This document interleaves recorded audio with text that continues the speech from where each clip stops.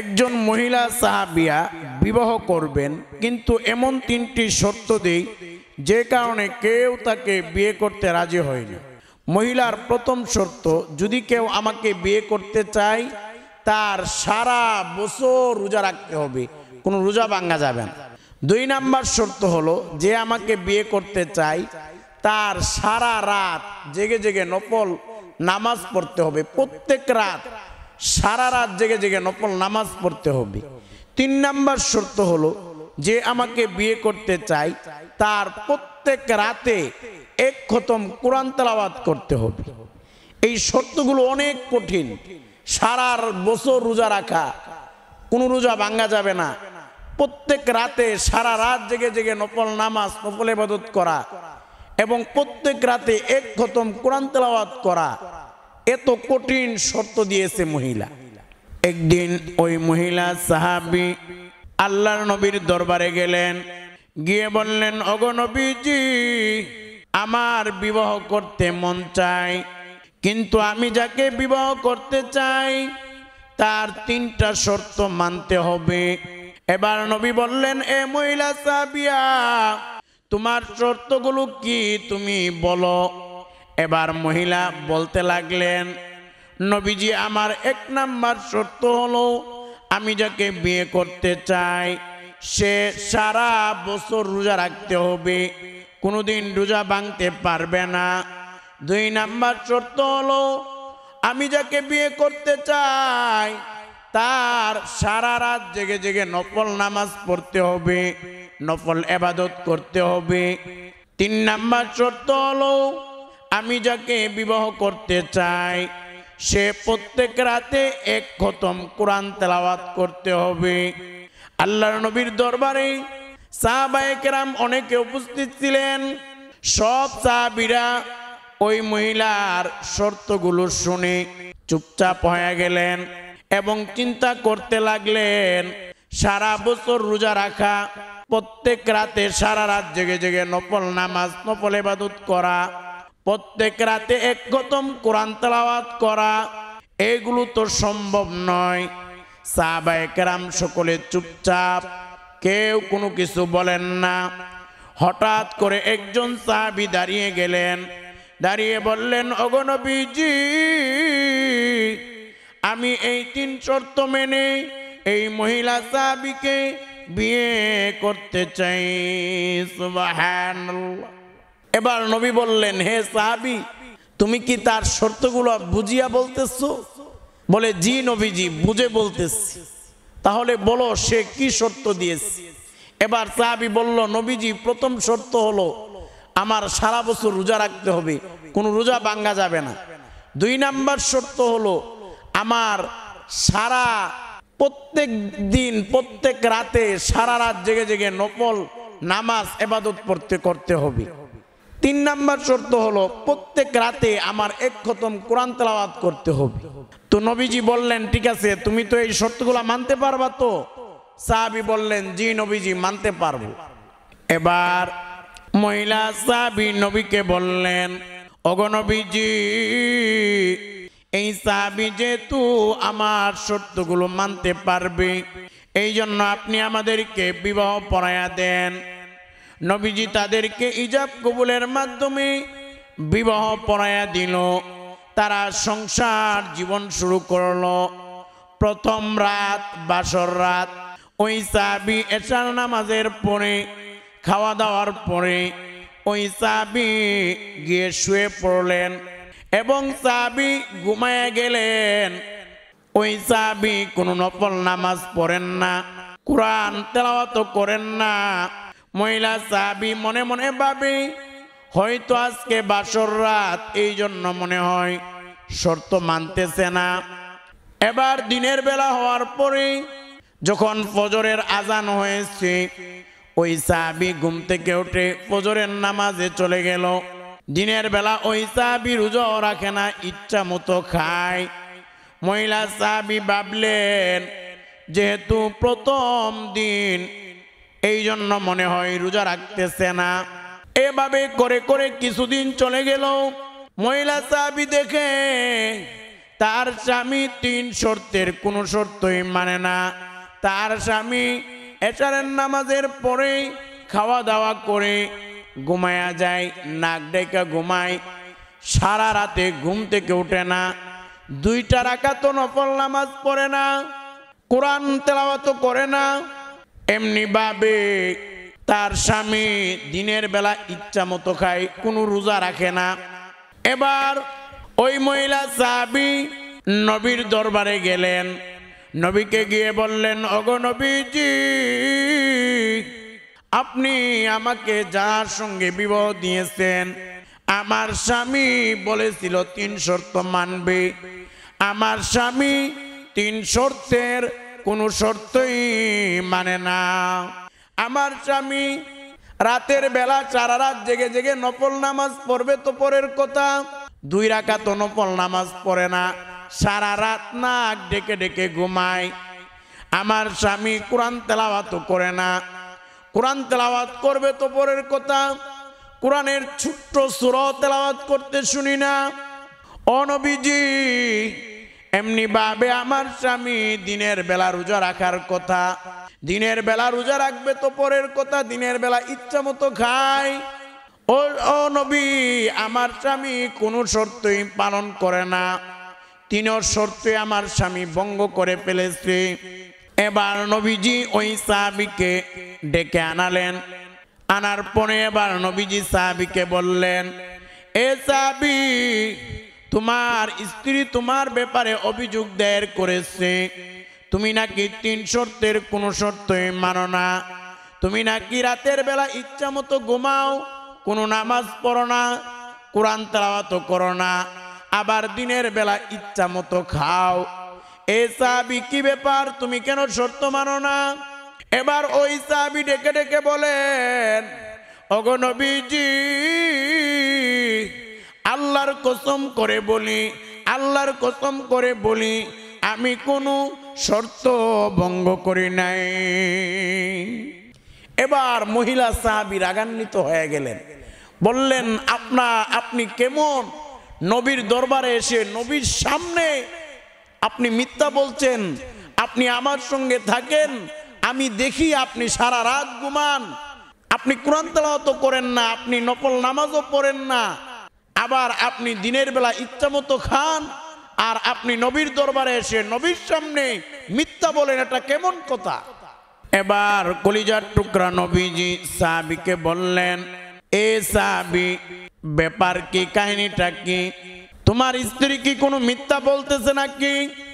এবার সাহাবী ডাকদা বলে, ওগো নবীজি, আমার স্ত্রী কোনো মিথ্যা বলে নাই, আর আমিও কোনো শর্ত ভঙ্গ করি নাই। এবার নবী বললেন, সাহাবী, কিভাবে তুমি শর্ত ভঙ্গ করো না একটু বলো। এবার সাহাবী বলতে লাগলেন, ওগো নবীজি, এটা আমার কোনো বানানো কথা নয়, আপনি নিজেই বলেছেন, মান সামা রমাদান সুম্মা আতবাহু সিত্তাম মিন শাওয়ালিন কানা কাসিয়ামিদ দাহর। ওগো নবীজি, আপনি নিজেই বলেছেন, যে ব্যক্তি রমজান মাসের রোজা রাখলো এবং শাওয়াল মাসের 6টা রোজা রাখলো, সে যেন সারা বছর রোজা রাখলো। সুবহানাল্লাহ। অর্থাৎ নবীজি আপনি বলছেন, রমজানের রোজা রাখলে আর শাওয়াল মাসের 6টা রোজা রাখলে তার আমল নামায় সারা বছর রোজা রাখার সওয়াব সে পেয়ে যায়। ও নবী, আপনার কথা যদি সত্য হয়ে থাকে, আমি রমজানের সবগুলো রোজা রাখি এবং শাওয়াল মাসের 6টা রোজা রাখি, তাহলে আপনার কথা অনুযায়ী আমি সারা বছর রোজা রাখতেছি। সুবহানাল্লাহ। এবার নবী বললেন, এ মহিলা সাহাবী, তোমার স্বামী কোনো মিথ্যা বলে নাই, তোমার স্বামী সত্য বলেছে। এবার সাহাবী বলতে লাগলেন, ওগো নবীজি, আমি রাতের বেলা কোরআন খতম করি, কারণ আপনি নিজেই বলেছেন, মান ক্বালা কুল হুয়াল্লাহু আহাদ ইয়াদিলু সুলুসাল কুরআন।